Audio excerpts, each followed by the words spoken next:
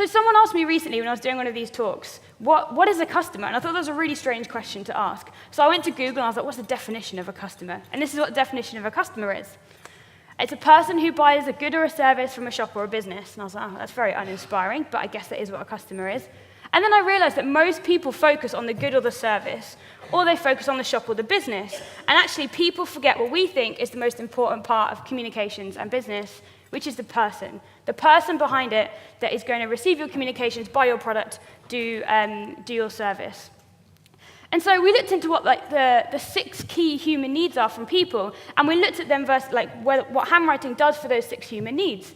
And actually, it ticks 5 of the 6, and that's why we think it works so well. It gives the person significance. I'm important to that company. I was worth them sending a handwritten note to. It gives them certainty that the company's listening to them and cares about their opinion. It gives them connection to that company and sometimes love for that company. It gives them variety. It's not the same as they're already getting. And it gives them contribution. They know they're part of something bigger if the message is written in the right way. And then one of the great marketing gurus, Robert Cialdini, talks about persuasion. He's got a great book on persuasion, but there's this principle of the obligation to give back when you have received, whether that's conscious or subconscious.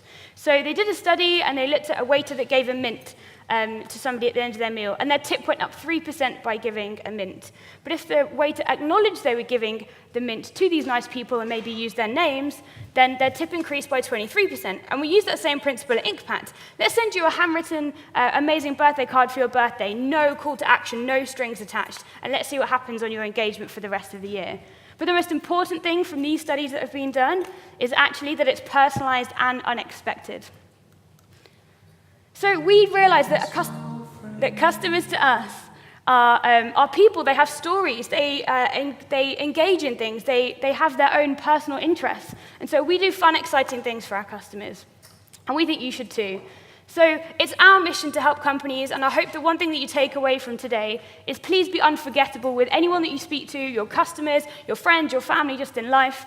Treat your customers as you would a loved one or a friend. What would you say to them? In what way? How would you treat them? What would you do for them? And let's take this mentality into business every day and create unforgettable experiences to everyone.